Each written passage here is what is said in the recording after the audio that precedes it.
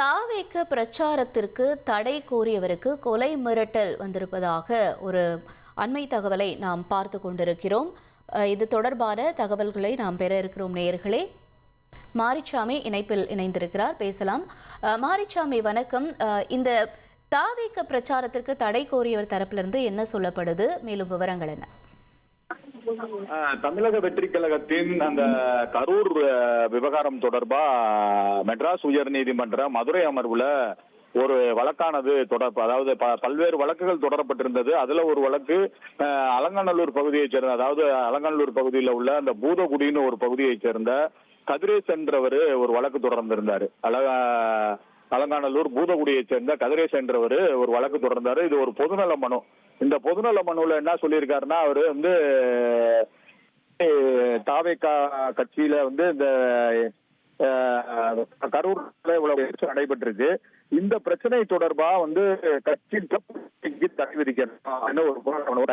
அதாவது தமிழக வெற்றி கழகம் எடுத்து மாநாடுகள் நடத்துவதற்கு உரிய வழிகாட்டுமுறைகளை தமிழ்நாடு அரசு வெளியிடும் வரை தாவேகா உள்ளிட்ட அனைத்து அரசியல் கட்சிகளும் சாலைகளில் பொதுக்கூட்டங்கள், பேரணிகள்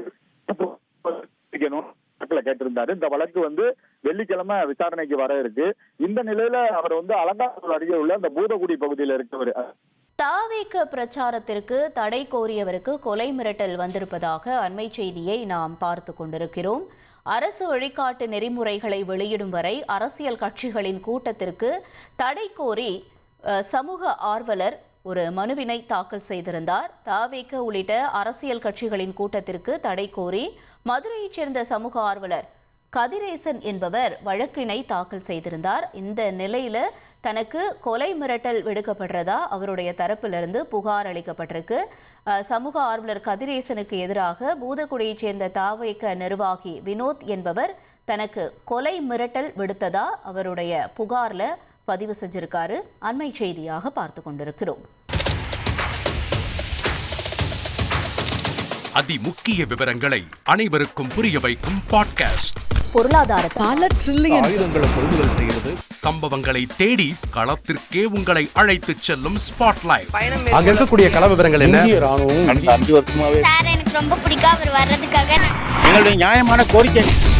Even at the cost of stopping. பார்வையாளர்களையும் செய்திக்குள் பங்கெடுக்க செய்யும் மக்கள் குரல். 50 ரூபாய் எங்களுக்கு தண்ணிக்கு ஒரு தீர்வே இல்லங்க. 10 வருஷமா எங்களுக்கு சரியான ஒரு விடிவு கிடைக்கவில்லை. 60,000 ஏக்கருக்கு தான் கேட்கிறோம், பிச்சை கேட்கறாங்க. புத்தம் புதிதாக, வித்தியாசமாக.